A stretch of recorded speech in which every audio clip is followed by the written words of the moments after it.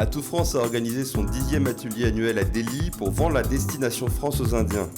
La délivrance de visa pour la France aux Indiens en 48 heures devrait permettre à 2015 d'être aussi un bon cru. 400 000 Indiens ont visité la France en 2014, soit une progression annuelle de 18%.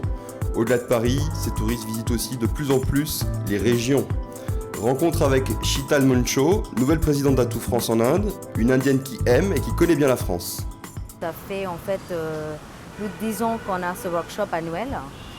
L'idée c'est notre événement phare de l'année où on rassemble en fait tous nos partenaires qui sont à nos côtés et qui s'engagent sur le marché indien. Donc pour nous c'est très important parce que quand on voit nos interlocuteurs ici sur place, ça nous permet vraiment de valoriser la France, de mettre en avant la diversité.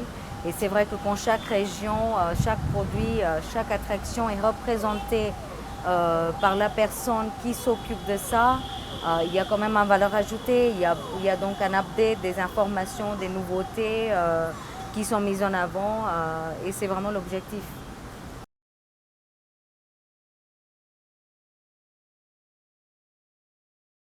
On leur propose tout un programme incluant visite guidée, donc soit de la ville ou soit du vignoble. On propose également donc des excursions.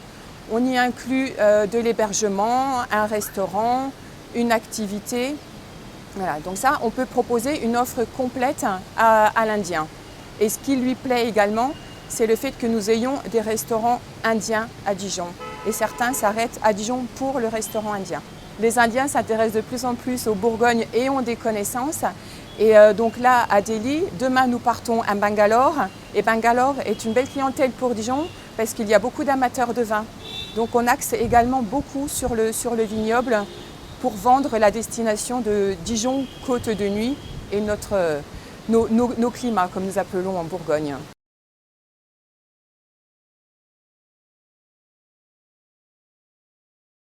Oui, en effet, c'est la première fois qu'on vient sur le marché indien.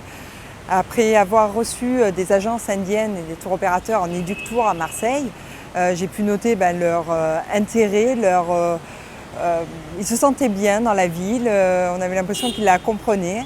Et alors je pense que certainement la première expérience, c'est cette ambiance méditerranéenne à vivre, à explorer, à prendre le temps d'être autour du Vieux-Port et de flâner un petit peu.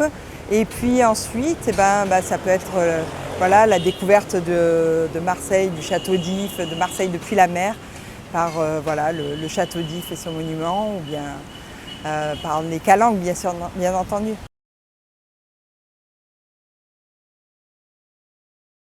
Alors le musée Grévin, on leur offre une expérience d'1 heure pour la visite, la découverte de différents espaces thématiques dans une ambiance très parisienne. Le musée Grévin, c'est aussi l'espace mode, c'est les politiques, les acteurs, les sportifs. On a par exemple pour le marché indien Shah Rukh Khan, on a Gandhi, donc de belles découvertes et des belles photos, souvenirs à envisager au musée Grévin, un produit qui leur plaît, où on ne fait pas la queue, c'est assez fluide et on les reçoit depuis 2006 au musée Grévin. L'atelier a été un succès avec des rendez-vous à la chaîne, avec des tours opérateurs et des agences de tourisme.